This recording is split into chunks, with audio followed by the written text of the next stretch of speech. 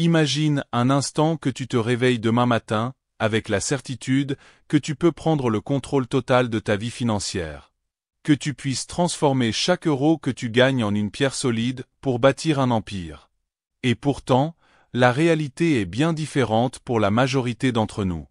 On travaille dur, on épargne quand on peut, mais on reste souvent coincé dans un cycle qui semble impossible à briser. Pourquoi ? Parce qu'on n'a jamais appris comment l'argent fonctionne vraiment. Et voici la vérité brutale. Personne ne nous l'apprend. Ni à l'école, ni dans notre entourage.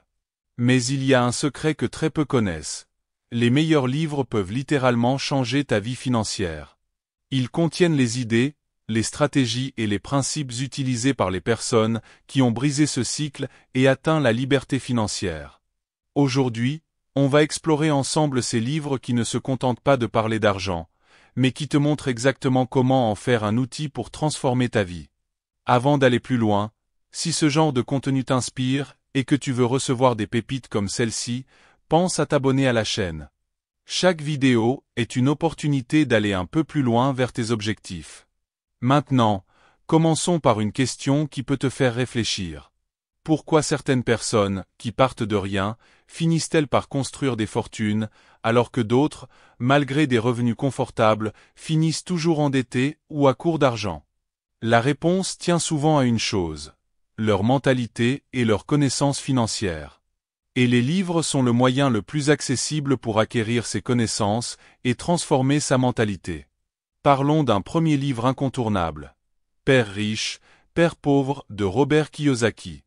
Ce livre est presque une légende dans le domaine de l'éducation financière, et pour de bonnes raisons. Kiyosaki raconte l'histoire de deux figures paternelles dans sa vie. Son père biologique, qu'il appelle son père pauvre, et le père d'un ami, qu'il appelle son père riche. Ces deux hommes avaient des approches complètement différentes de l'argent. Le père pauvre suivait le schéma classique. Travailler dur, économiser, et compter sur un emploi stable. Le père riche, en revanche, pensait en termes d'investissement, d'actifs et de création de richesses. Ce qui choque dans ce livre, c'est la manière dont il brise les idées reçues. On réalise que ce qu'on croyait être des choix sûrs, comme acheter sa maison ou épargner sur un livret A, peut en réalité nous maintenir enfermés dans une sorte de prison financière. Et voici le point crucial.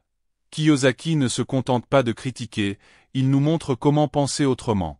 Il parle de l'importance d'acquérir des actifs, des choses qui mettent de l'argent dans nos poches, comme l'immobilier ou les entreprises, au lieu de passifs qui vident notre portefeuille. Ce concept simple, mais révolutionnaire, peut transformer la manière dont on gère nos finances. Mais ce n'est que le début. Un autre livre qui mérite toute notre attention, c'est L'homme le plus riche de Babylone, de George S. Clason. Contrairement à beaucoup de livres modernes sur la finance, celui-ci se présente comme une collection de fables inspirées de l'ancienne Babylone. Et pourquoi Babylone ?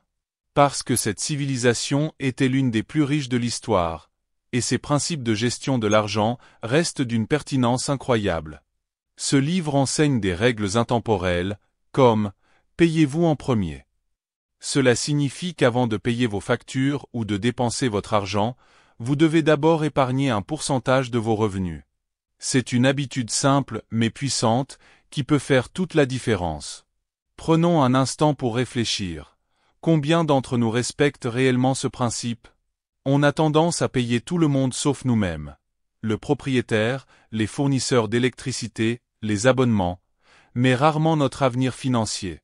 Si on appliquait ne serait-ce que cette seule règle, imaginez les opportunités qu'on pourrait créer à long terme. Et si on parlait de l'importance de la psychologie dans l'argent ? C'est là qu'un livre comme « Les secrets d'un esprit millionnaire » de T. Harv Eker entre en jeu. Ce livre explique que notre rapport à l'argent est souvent déterminé par des croyances inconscientes, souvent héritées de notre enfance. Si on croit par exemple que l'argent est la racine de tous les maux, comment peut-on espérer en attirer davantage ? Eker propose une série d'exercices pour reprogrammer notre esprit et aligner nos pensées avec nos objectifs financiers. Il explique également que devenir riche ne consiste pas seulement à gagner de l'argent, mais à savoir le gérer et le faire fructifier. Un autre exemple concret. Avez-vous déjà remarqué que les gagnants de loterie, dans une écrasante majorité des cas, finissent par perdre tout leur argent en quelques années? Ce n'est pas une question de chance ou de malchance. Ils n'ont tout simplement pas appris à gérer cet argent, ni à développer la mentalité nécessaire pour le conserver et le multiplier. C'est exactement ce que ces livres nous apprennent. Les bases solides nécessaires pour bâtir une richesse durable. Et puis, il y a un autre aspect souvent sous-estimé de l'éducation financière, le rôle des émotions. Les marchés financiers, par exemple, sont souvent influencés par la peur et la cupidité. Comprendre et maîtriser nos émotions face à l'argent est une compétence essentielle, et des livres comme La psychologie de l'argent de Morgan Housel peuvent nous aider à y parvenir. Ce livre explore les erreurs courantes que les gens commettent avec leur argent et montre comment adopter une perspective plus équilibrée et à long terme. Ces livres ne sont pas seulement des lectures, ce sont des outils, des guides pour t'aider à créer une vie où l'argent travaille pour toi, et non l'inverse.